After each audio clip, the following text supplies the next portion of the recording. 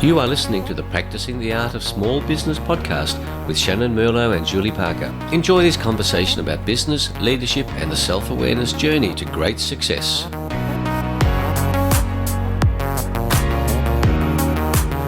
Good afternoon, Julie. Good afternoon, Shannyn.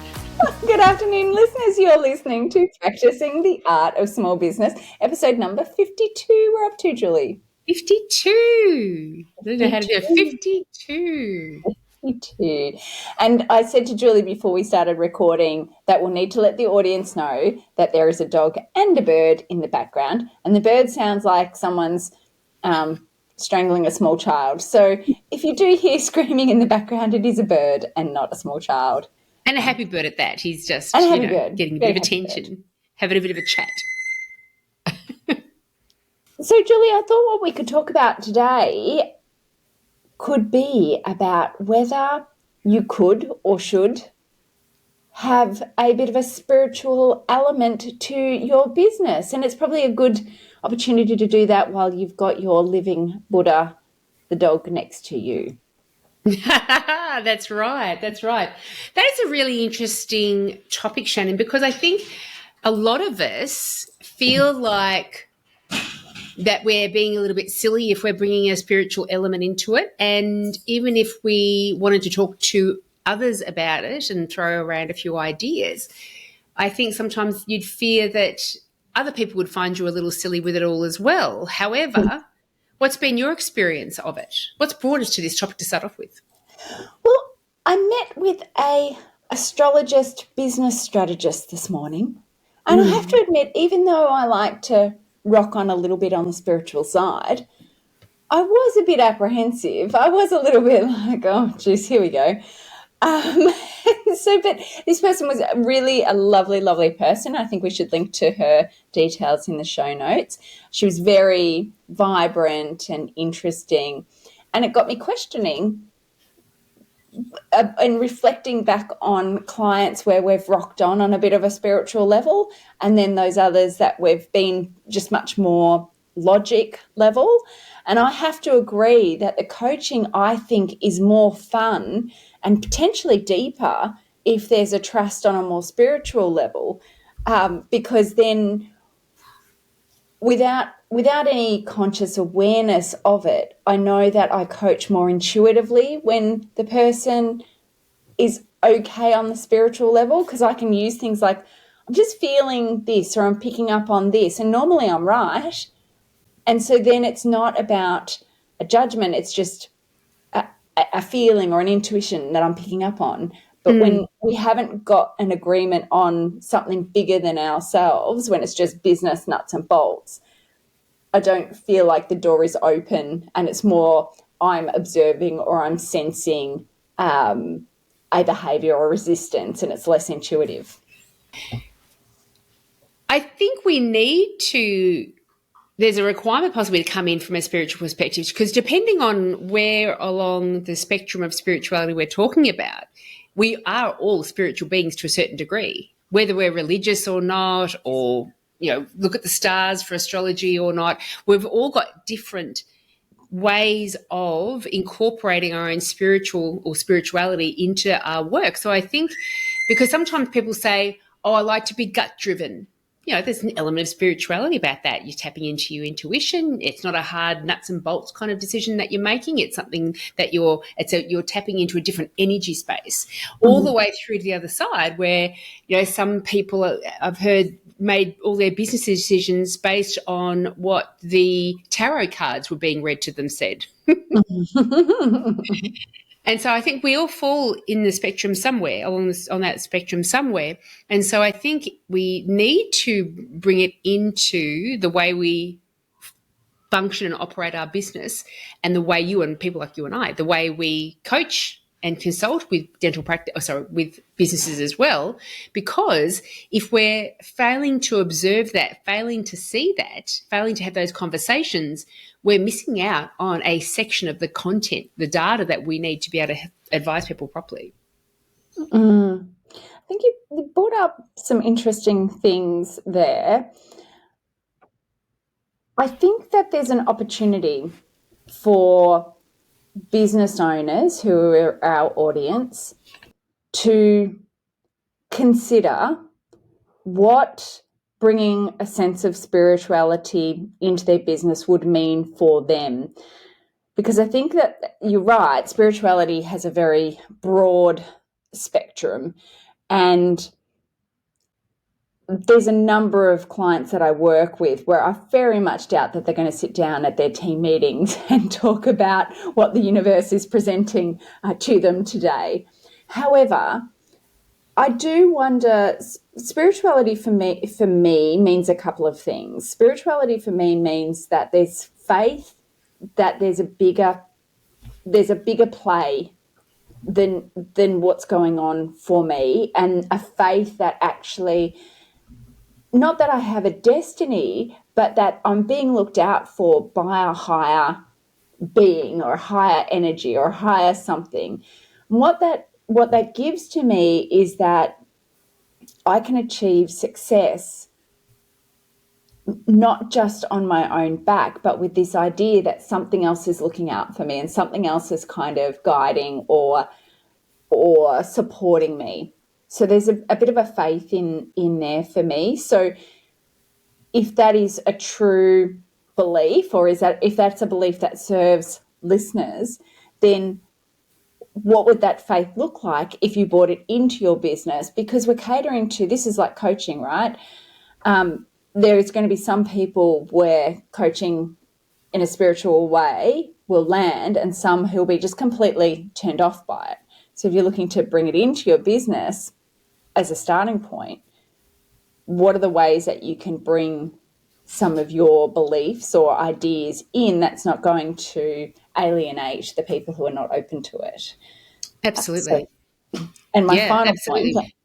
Go. Oh, sorry. I know I'm dominating just now, but I'm going to Dominatrix style. Dominatrix. But I think the other part of spirituality that connects for me is a belief that I'm part of a bigger connected consciousness. Because for me, that means that I'm not alone, and that I have a responsibility for my personal development for the good of the greater good. So they're the two kind of bigger spiritual elements that I tie into or I connect with. What about you, Julie? What are the spiritual elements that you connect in with? Yeah, I agree with you. I think it does. I think many of our values come from our beliefs. I mean, our values do come from our beliefs and our experiences.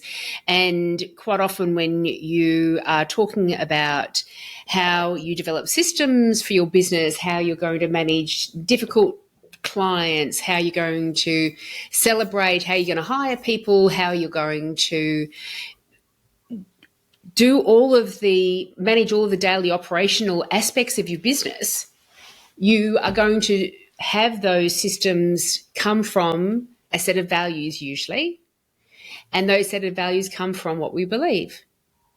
And if we're talking about, being our authentic selves and bringing our authentic self to the table, then we have to bring those core beliefs with us to that. And if they do involve a spirituality to them, then I support people speaking about that. However, if we want to get into specifics, for example, if there was, and I've come across this before, if there was someone who was quite Christian in the organisation and they spoke about their Christianity, that's all groovy. But this one individual, they had a conflict with somebody else in the organisation, and the other person complained because the way this person managed it was to sit down and encourage the person to sit down and pray with them. That's not okay, because we can't assume that everyone is coming from the same spiritual place as we are. If you are functioning your business and it is a tarot reading business, and you have got a large team because it's such a successful business, and you're trying to identify 5-year off and 10-year off goals, and you incorporate tarot reading into that process, that kind of makes sense. You're going to be speaking to like-minded people They're there in the business for a particular reason. That's what the business is. And so it makes sense. However, if, the head of Qantas, replacing the current guy that's been ousted, is like, okay, let's bring the tarot cards out to determine which of these applicants we should be going with, then that may not be embraced as a cool next step. And so I think recognizing that, as Charles always talks about, we're all weirdos. We all have our different spiritual spaces, and it is all groovy. We want to hear about your spiritual spaces and how it impacts your life, but what are we going to decide are going to be the things that help direct this business? What level of spirituality, what types of spirituality are going to help run this kind of business? And I think people do like to have a nice balance of good business nous, good financial nous, and a spiritual driver that everyone can relate to in some way. I think it's a really interesting point you brought up, Julie. And I did actually, before you started saying it, I did write down spirituality and religion. I've got proof. It's right there on my little thing. Is there? If you can read that. And I did wonder where is the line between spirituality and religion, and what's acceptable and not acceptable in a workplace. And I think you're right. Going back to your points around the values and beliefs of the organisation, it's probably set as, well, what will we allow? What as a collective do we believe? Do we believe that there's a faith that things are going to work out, and that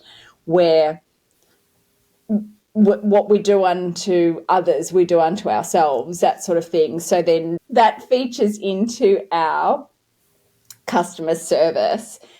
Now, that's not a spiritual thing, but it kind of is, because if we believe in this interconnectedness of others, then there is that spiritual element of, I actually want to do great customer service to you because on some level we are connected. We are energetically, but again, that's just a belief. That's just a spiritual belief. So it's about setting, I think, a understanding within your organisation of what is an acceptable spiritual underpinning of the business.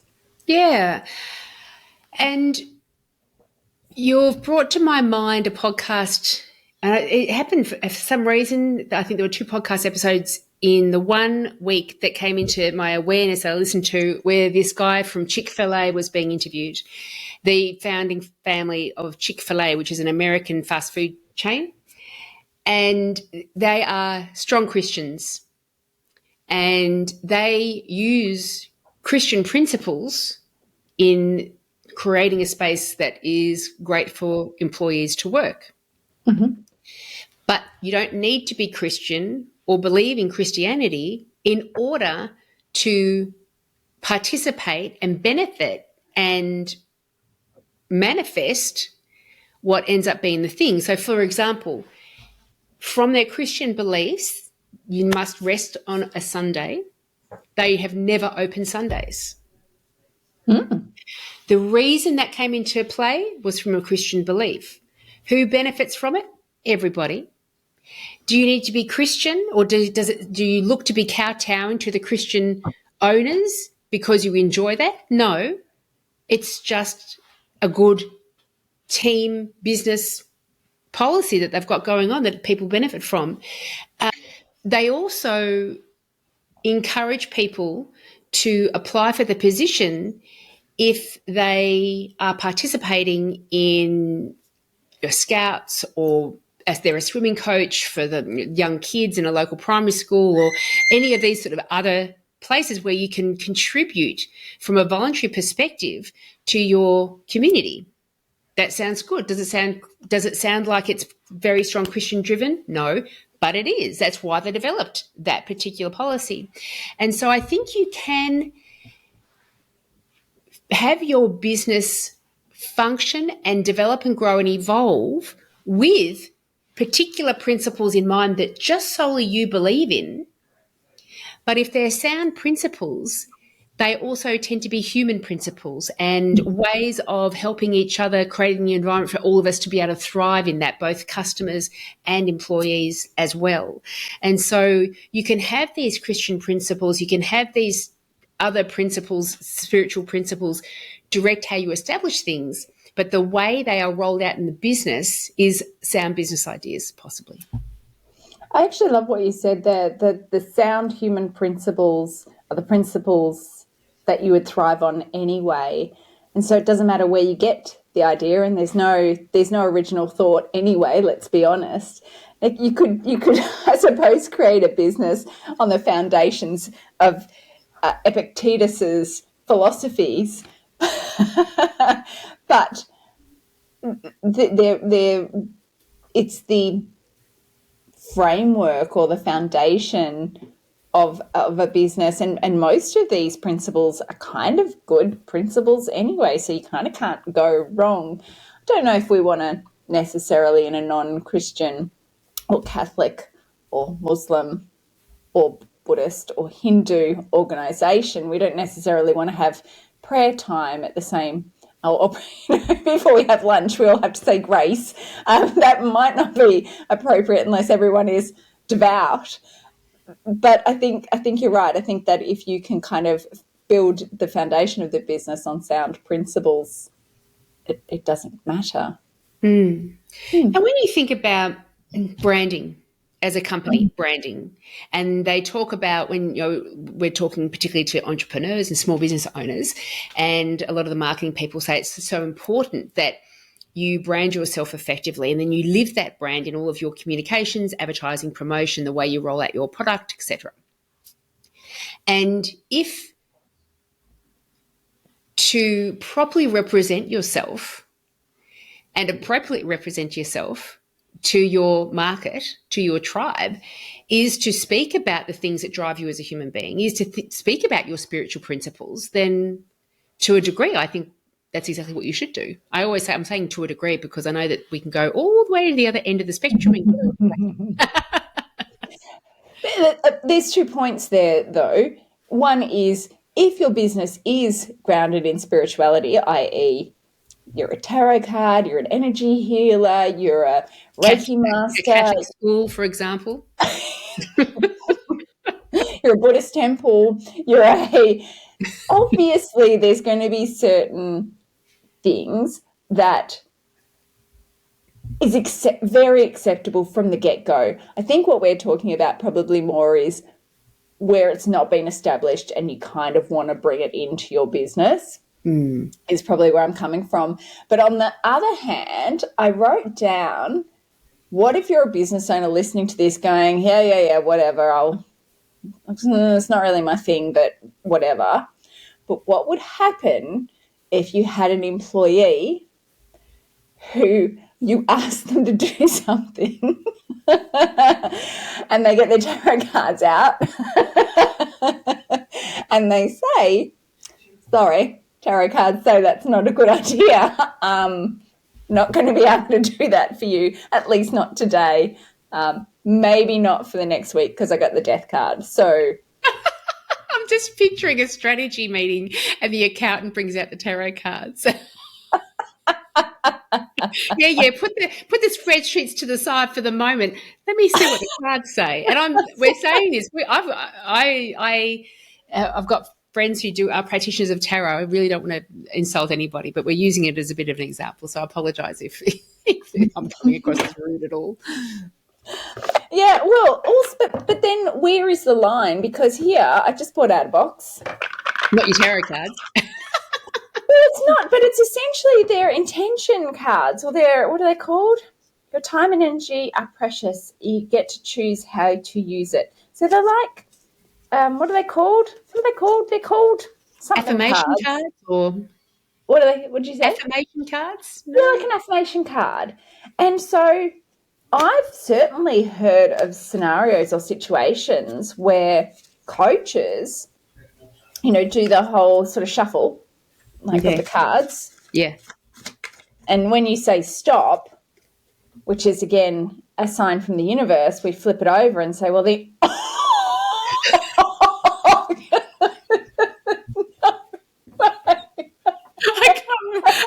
cannot wait until you tell me what that card has said. So I did. You saw me shuffle. I did. It was completely random, or not random, universe directed, energy directed. I picked out the exact card I read out. How bizarre is that? That is the universe. That is spirituality. And it was, your time and energy are precious. Your time and energy are precious. You get to choose how to use it. So on that note, I'm going to take a holiday as of right now. No. Wow, that's amazing. That is amazing. And there's nothing up my sleeve either. So I'm not going to try it for a third time. So let's say you start the day as part of your organizational practice and you use your intention cards and you're like, okay, what's our intention going to be for today? And so it's not the same.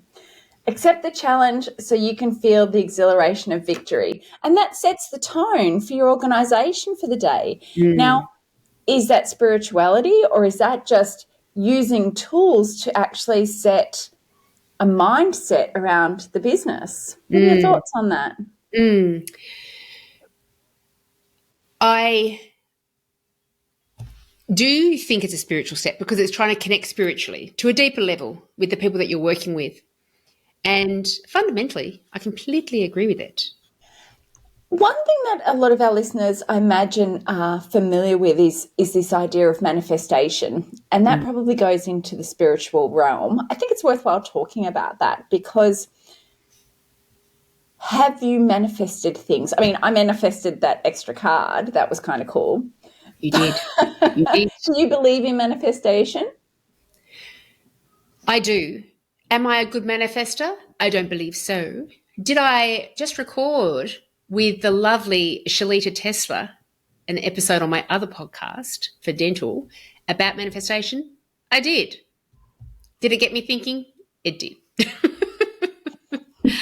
I got one of the questions I asked her was, why don't people manifest? And one of the thoughts that came up in my head was, well, what if I go to all this effort to manifest and I still fail? So what, nothing works? I'm not good at anything? So it's an interesting space. Because I agree with you. Shalita described manifestation in a beautiful, beautiful way, and it really did appeal to me. And I said, how long does it take? How many months do I have to be manifesting? I don't think Julie's quite got the concept of manifestation yet. It also came out that I was possibly trying to. I did the thought this morning. It should be here by now. That $10 million should be in my account by 11 o'clock this morning. I said, I manifest in my bank account there is $10 million. I manifested that. Why is it not here yet? Yeah. Screw this manifestation malarkey. Malarkey. Manifestation malarkey. So I'm a big believer of manifestation, but of course the part of the manifestation process is identifying the things that you're supposed to be doing that will get you there.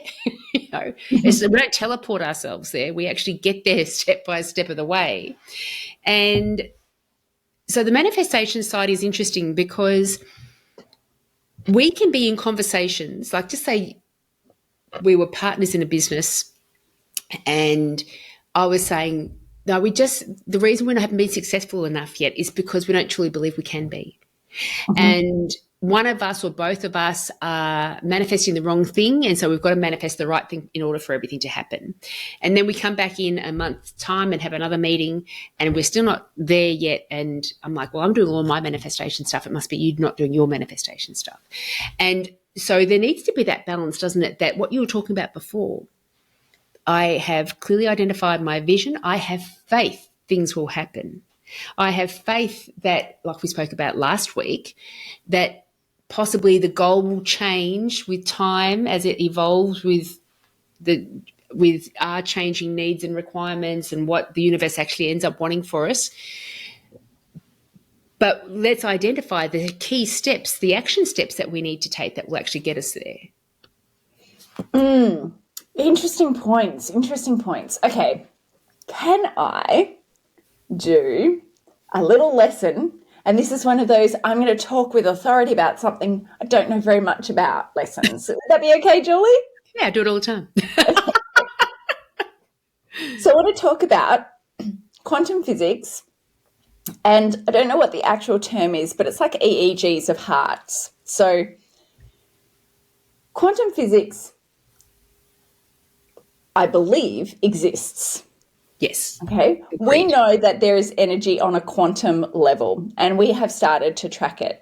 There is what are the cool experiments? And I haven't done my research on it, which is why I'm talking with authority on something I don't know anything about. But there's a coin that is on a constantly flipping thing. Now, it should pretty much be at 50% heads, 50% tails.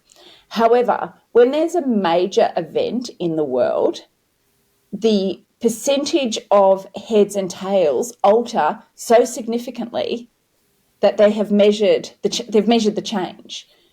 So like a simple thing, and that is just energetically something changes in the world, and that creates a change in this flipping of the coin, which I think is kind of cool. There's other little things that they've been able to test with quantum physics.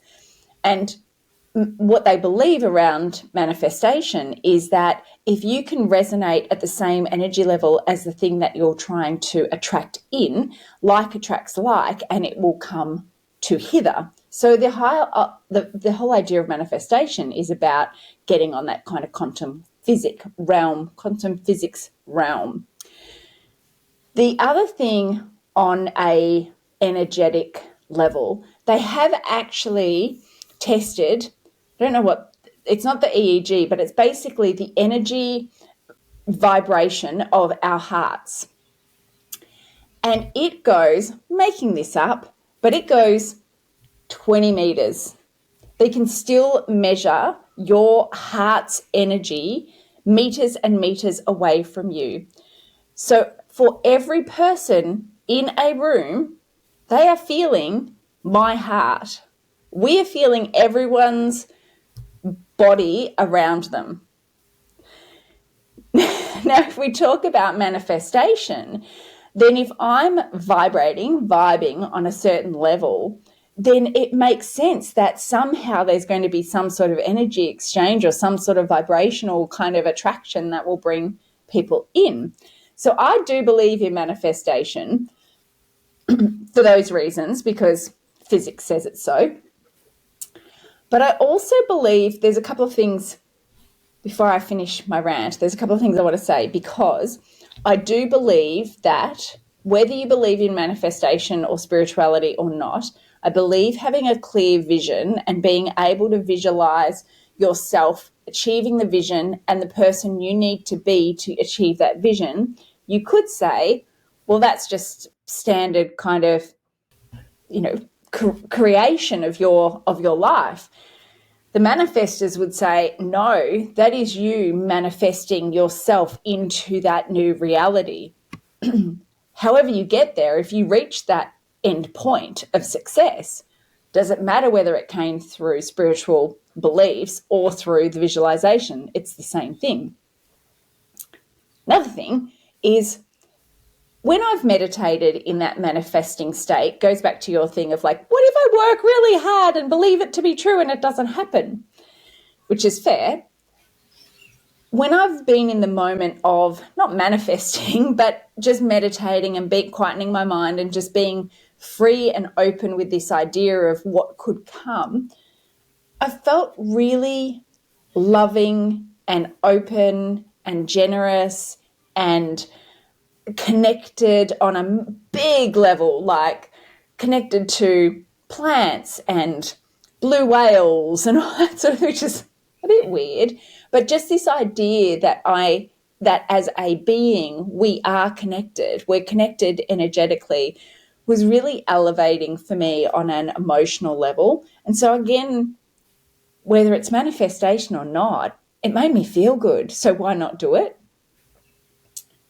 So they're my things on manifestation, but I do have some more things on manifestation before we go on back to beliefs around business and manifestation. But I'll just pause there because that was my lesson on quantum Love physics. it. I love it. I love it. And I think that's, I made a note early and you kind of helping me circle back to that when we are properly catering to mind, body, spirit as an individual, we are a more balanced individual, and the person that we show up to be in our workplaces, whether we're the boss or the employee or manager, is a more rounded, balanced human being. And so to encourage the spiritual aspect, I think is a very good idea, because it is acknowledging a very big, substantial part of our being. And so it's like, could I say that it's like we really do encourage our team members to get regular exercise, because it makes them a healthier person and happier person and more balanced. We encourage our team members to get adequate sleep, because that is a more helpful person coming into this space. And so can we not say the same to be true about any spiritual practices that they've got or beliefs that they have? I think so. I think, however, though, that there is a pathway you need to go on. And I think definitely balancing it overall with not catering to everyone, but what is your overarching business culture? Where are your team currently, and what journey do you need to take them on for change to introduce these potentially new concepts as in the business, which is kind of management 101, right? If we take something that's really hard, like KPIs, that's a hard logical thing, and we want to introduce KPIs, we wouldn't just rock up on Monday and say, so I've created KPIs for all of you, and you are now being tracked daily on those. You need to report them to me. Gosh, no, my God, could you imagine your staff freaking out over that? You would go through a change management process. So you would start to flag with them. And that's a good podcast episode, change management in small business, by the way. Julie, write that down. We would start with an idea around communicating what the future looks like and what the vision of this change is and why the change is important. We would then lay out a path for everyone. We would get people on board. We would engage people, and we would start making changes, or we would start introducing the change, and then we would measure and evaluate, are we any better off as a result of the change, and continue to iterate with that constant improvement approach that you wonderfully reminded me about 12 months ago, which has impacted me greatly.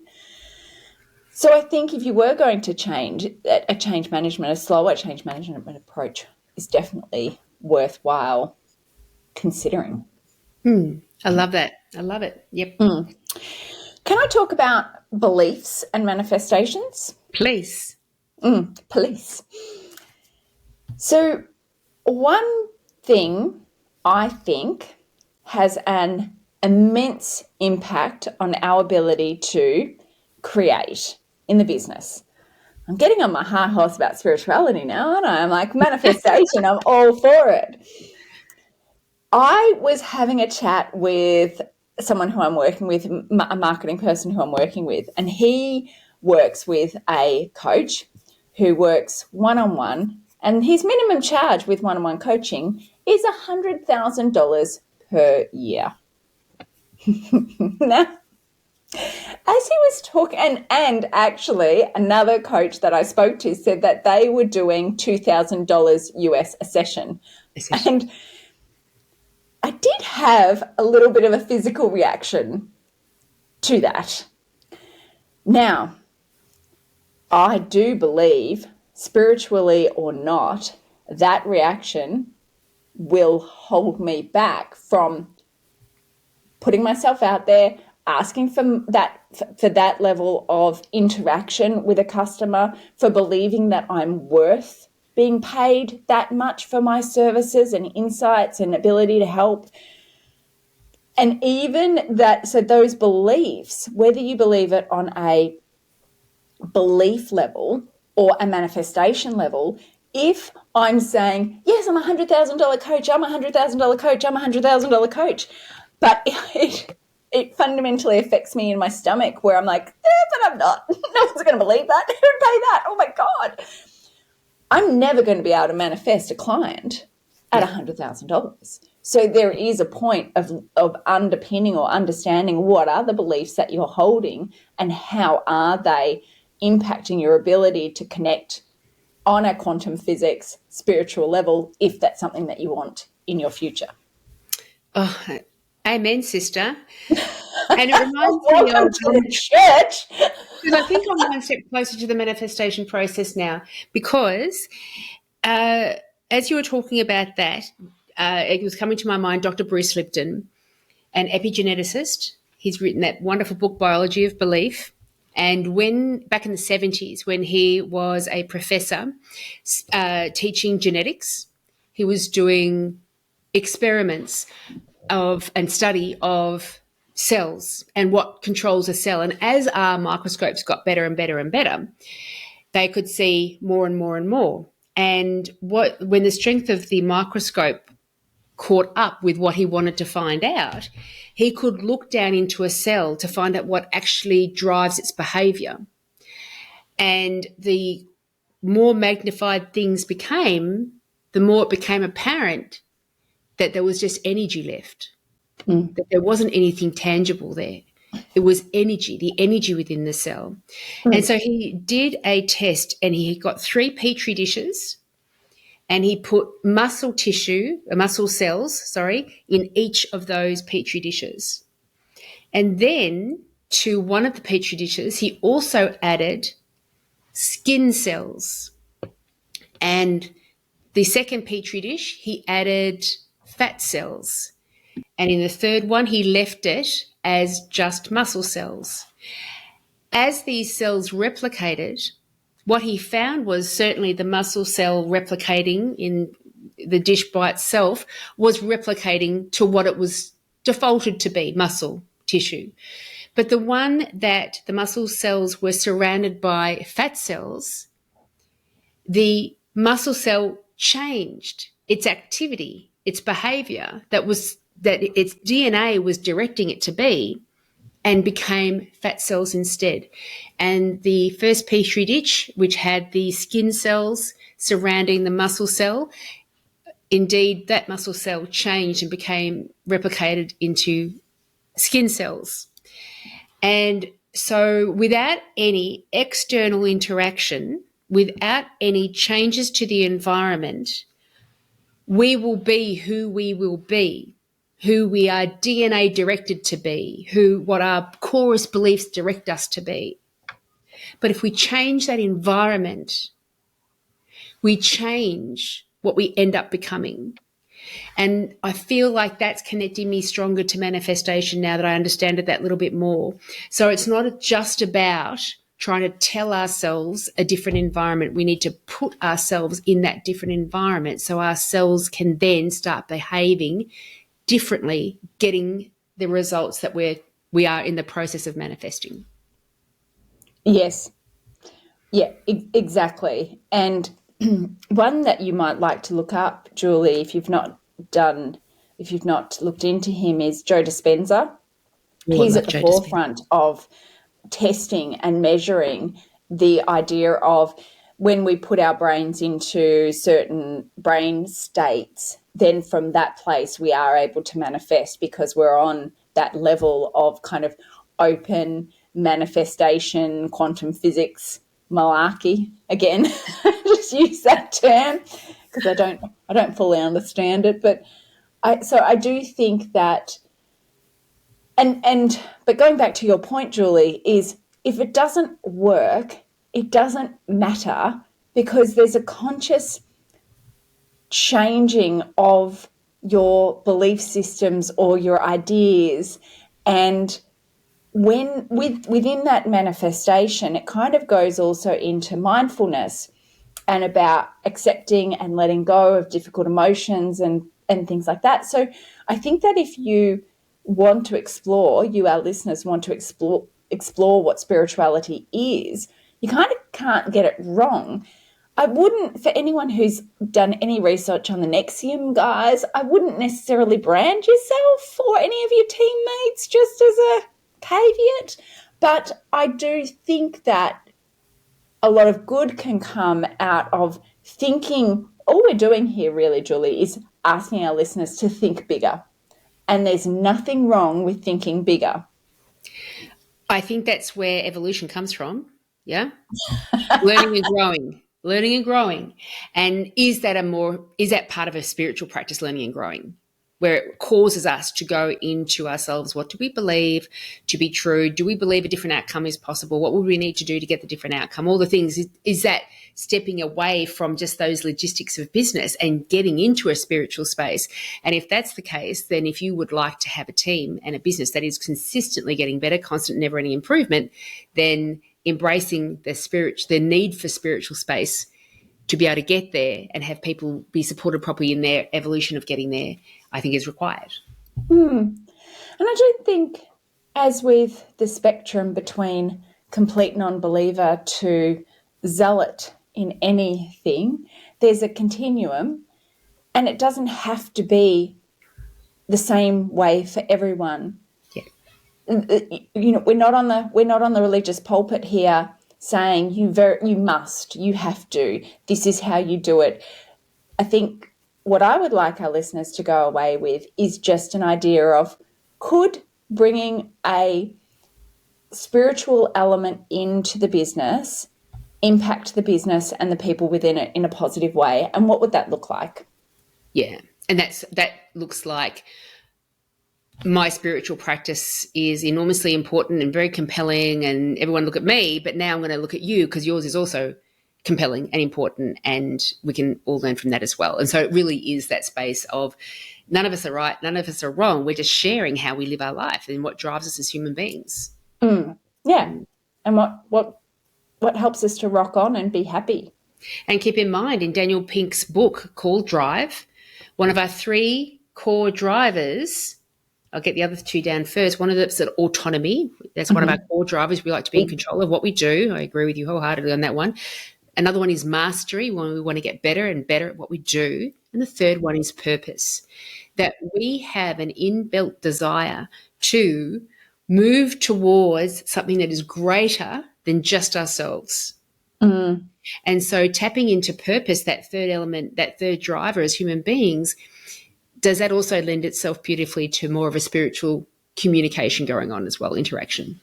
Well, I think that's really an interesting point, certainly from the mastery perspective. When I think of mastery, I certainly think of constant improvement now, again, because you re-embedded that in my brain and it was beautiful.